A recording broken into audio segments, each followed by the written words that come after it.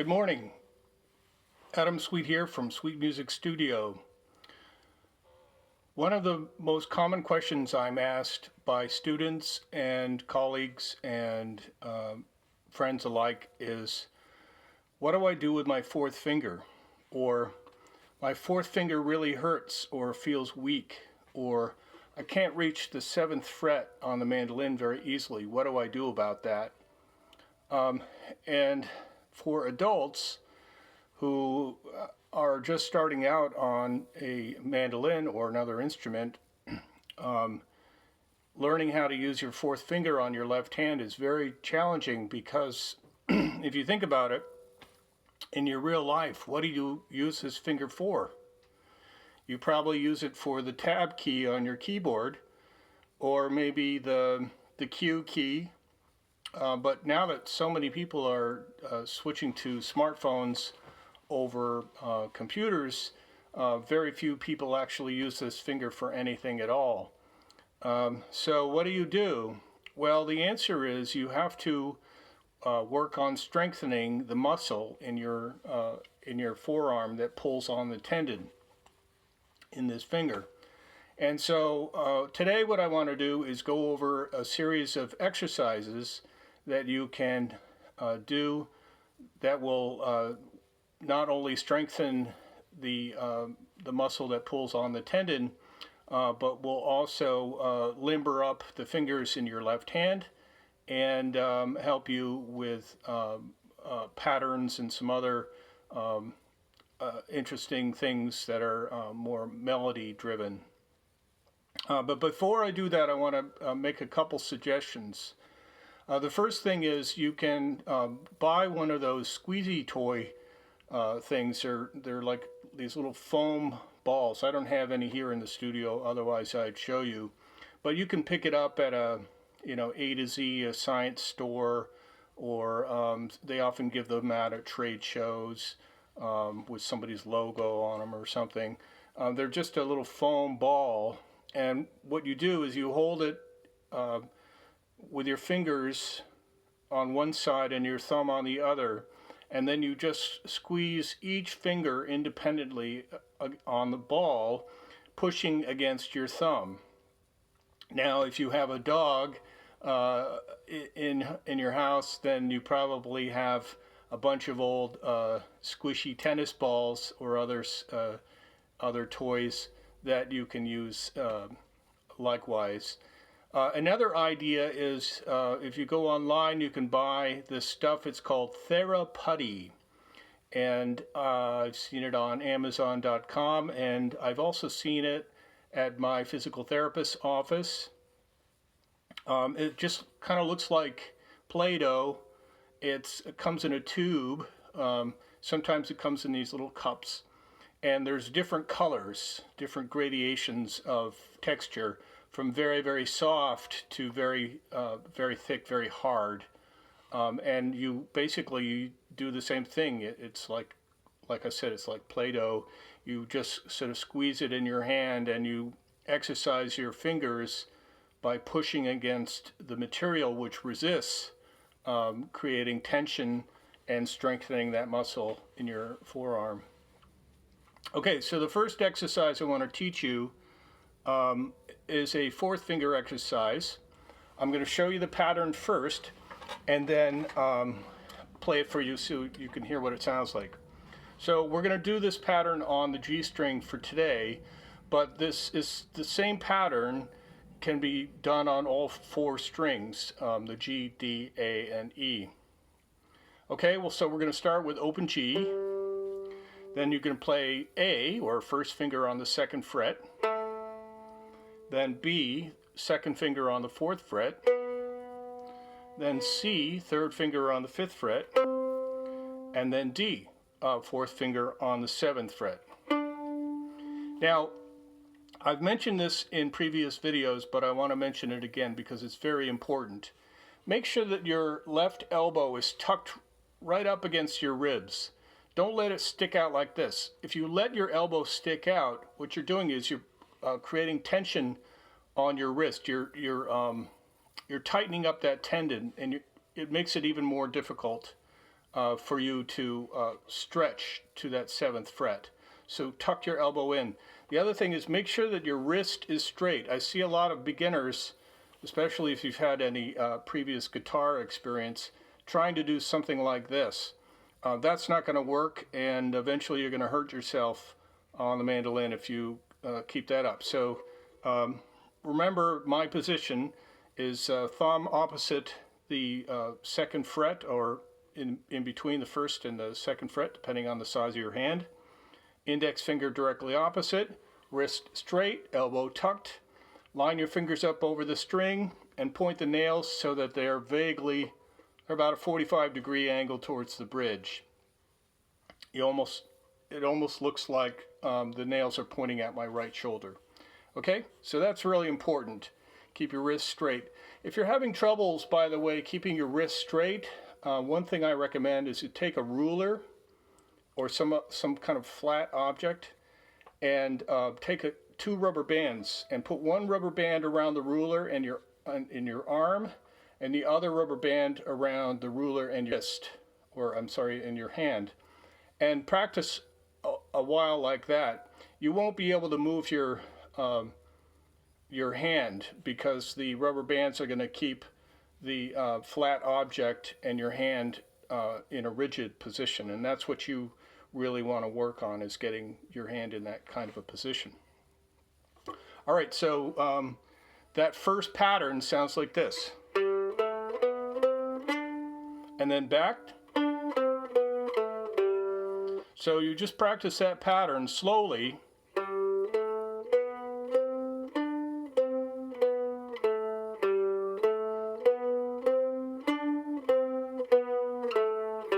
And you can do it for a minute or 2 minutes, however long you want. Make sure you do it every day, okay? So you don't want to skip these exercises while you're building up the muscle in your forearm. Okay, pattern number 2. It's a little bit different, but we're staying on the G string. So we're going to start with open G. But this time we're going to go right to the 4th finger on the 7th fret. So I'll play that again. And notice one thing. When I'm putting my fingers down, I'm putting all of them down at the same time. I'm not leaving fingers up in the air.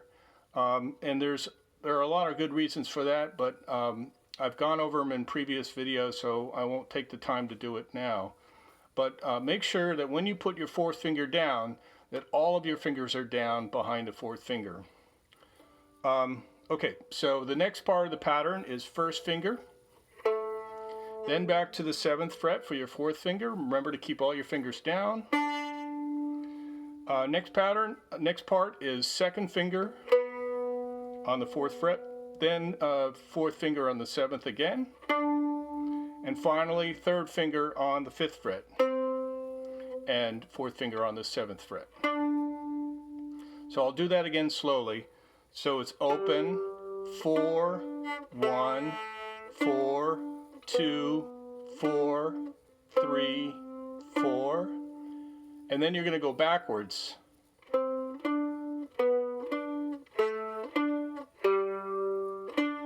Okay, let me play the pattern for you.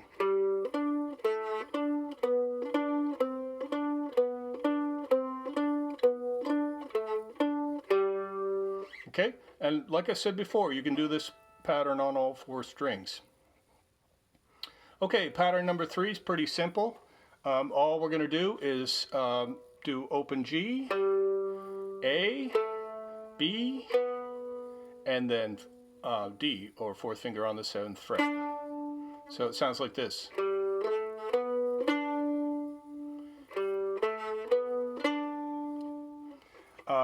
Then the last pattern is kind of a reverse of that. We're going to start with open G, and then go right to the D and then back.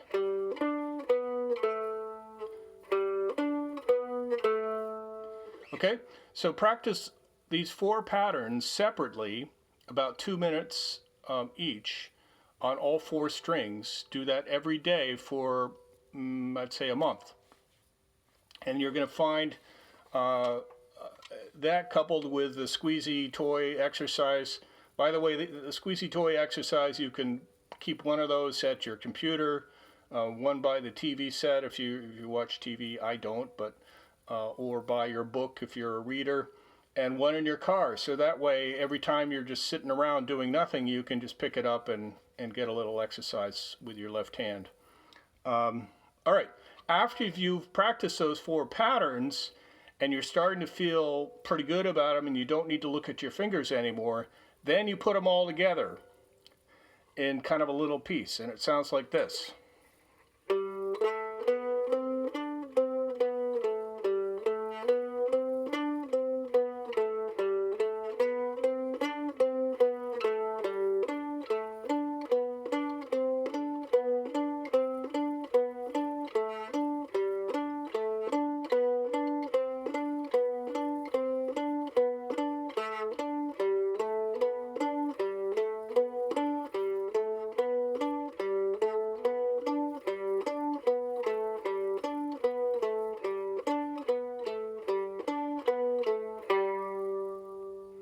Nice, huh?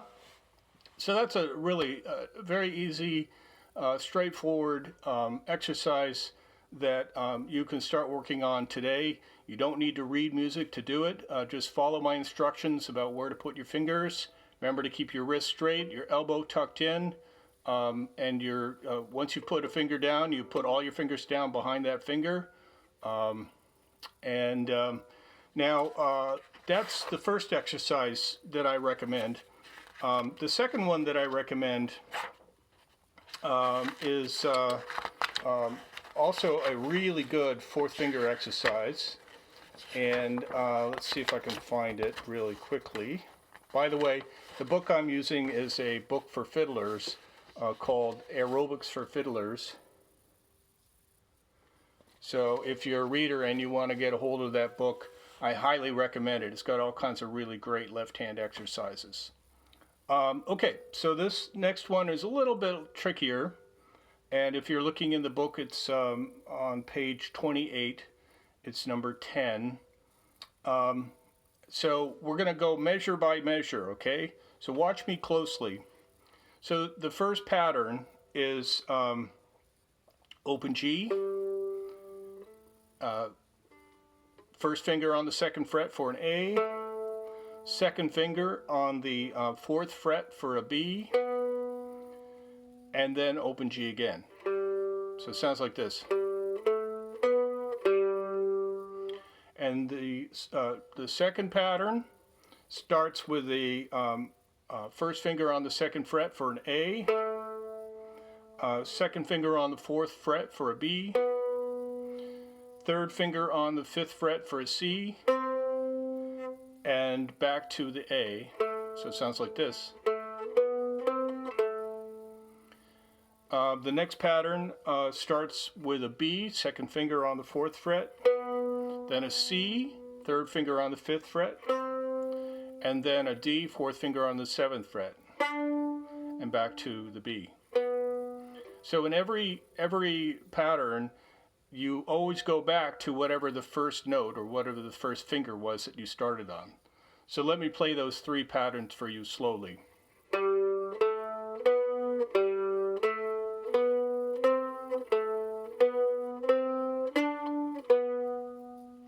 Pretty cool, huh?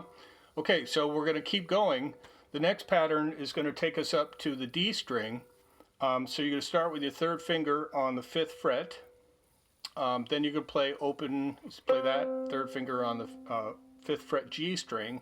Then you can play open D. And then 1st finger on the 2nd fret D string for an E. And then back to C. So it sounds like this.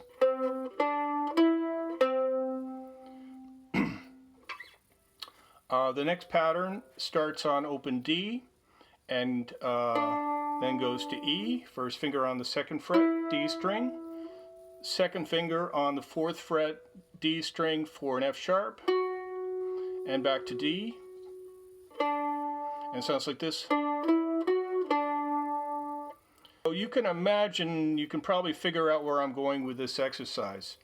You're going to go all the way up to G, which is 1 octave above the low G, maintaining that same pattern. So the pattern is you start on the note, you go up by 2 notes in the scale. In this case, it's G major scale. And then you go back to the original note. So let me play the whole pattern all the way from the low G to the high G, 2 octaves above, and then back so you can hear what the pattern sounds like.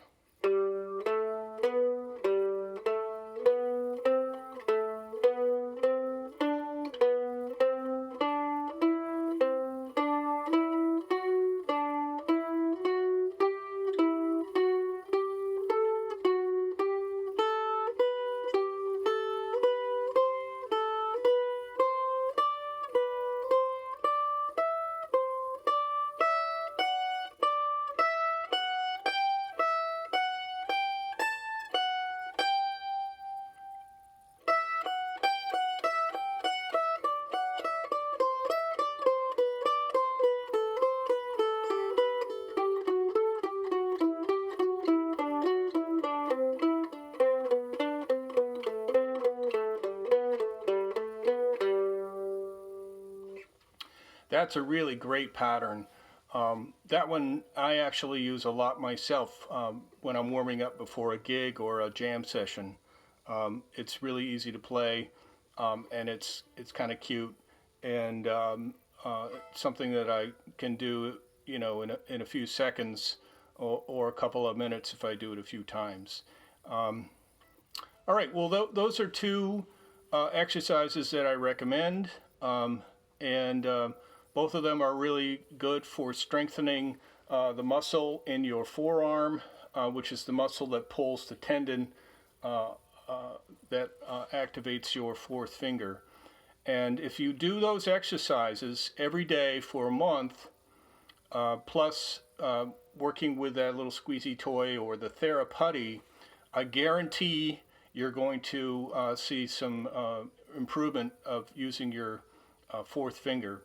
Now, just a word about scales. We've talked about scales a lot in my lessons, but just a reminder, you should always use your 4th finger when you're playing scales on the 7th fret. It's critical. So this will help you with your scales. Yeah, that's about it. So thank you very much for watching.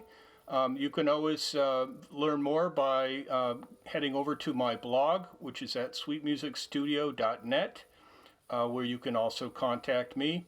Not only do I teach privately out of my studio here in Granby, but I also offer lessons online over Skype or Hangouts, and I'd be happy to give you lessons. I do have some availability on Friday afternoons from 5 to 9 p.m.